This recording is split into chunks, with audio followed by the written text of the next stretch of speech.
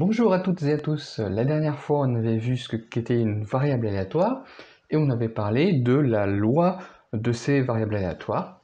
Et bien aujourd'hui, nouvelle définition, l'espérance d'une variable aléatoire. Alors cette fois, on va voir aussi une petite application de cette chose. Alors commençons par définir ce que c'est l'espérance. Je prends une variable aléatoire qui prend les valeurs x1, x2, etc. jusqu'à xn et je vais noter pi, la probabilité que x soit égal à xi, pour me simplifier la tâche. Et bien l'espérance, qu'on note en général e de x, c'est la valeur p1 fois x1 plus p2 fois x2 plus etc. jusqu'à pn fois xn, une somme qu'on abrège en général de cette manière-là. Alors qu'est-ce que ça veut dire cette écriture-là? Donc ça se décompose en plusieurs choses. Déjà, cette grande lettre-là qui est un sigma majuscule, donc qui est un S grec, qui veut dire somme.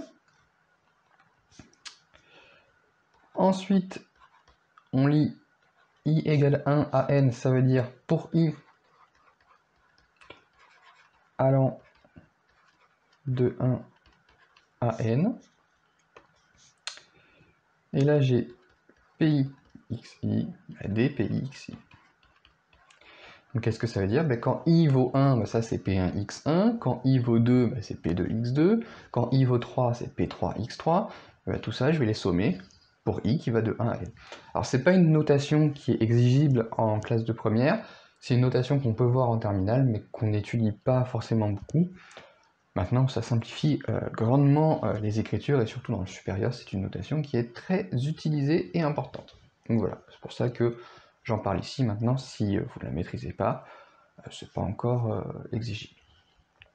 Bon, alors ça c'est la définition, on va voir un exemple tout bêtement, puis on va voir ce que ça fait. Donc, j'ai une variable aléatoire, grand X, dont la loi est donnée par le tableau suivant. Donc voilà, X vaut moins 1 avec probabilité 1 tiers, il vaut 2 avec probabilité 1 quart, etc. Je vais calculer son espérance. Son espérance, c'est quoi?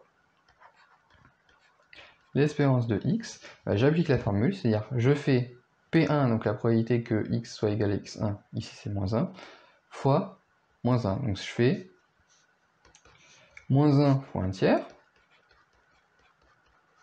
plus 2 fois 1 quart,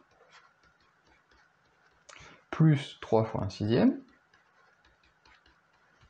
plus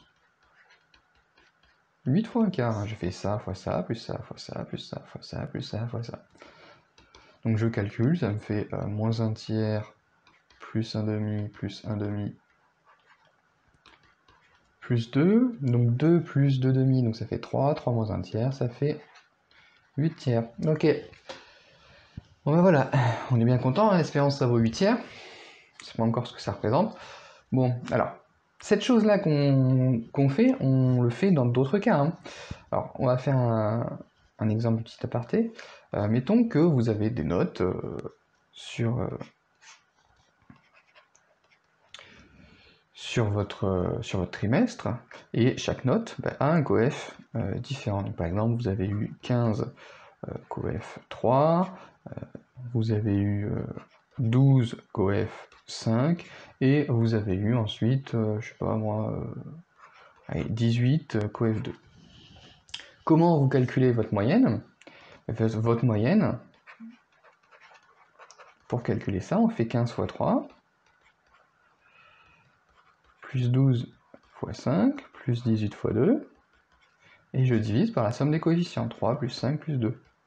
Un coefficient dans une note, ça veut dire qu'en gros, le 15, vous l'avez obtenu 3 fois. Puis après, on fait la moyenne. C'est exactement ce qu'on fait là, en fait.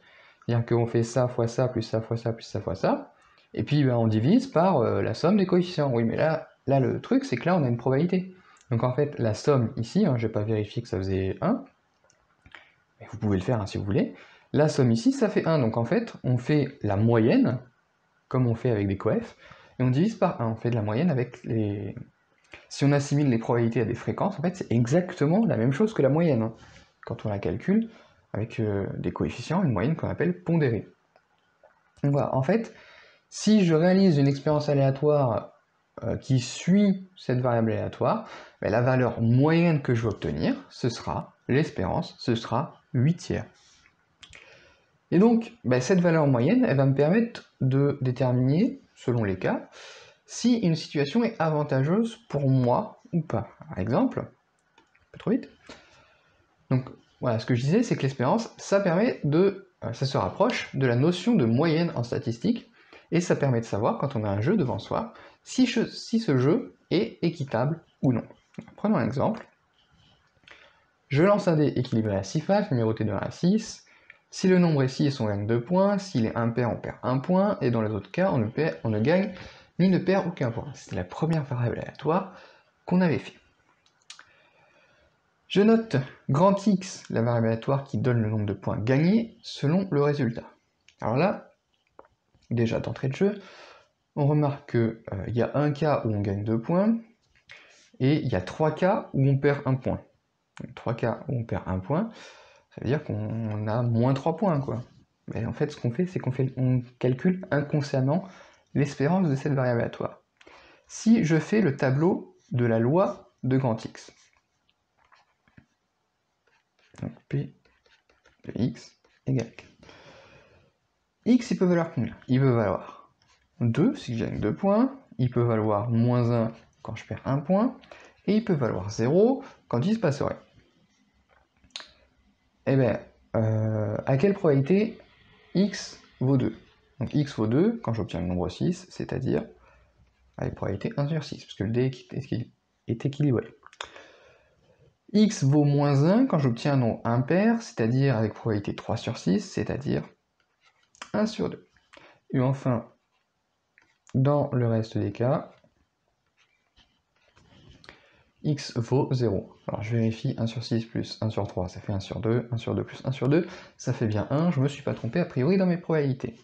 Maintenant, ce que je calcule, c'est que je calcule l'espérance de X.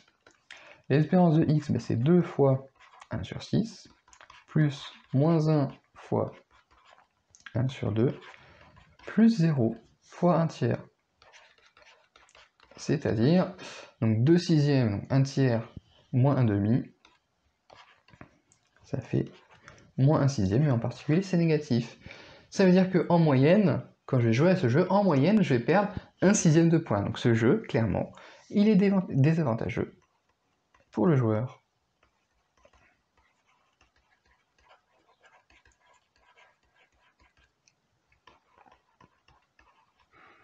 Voilà.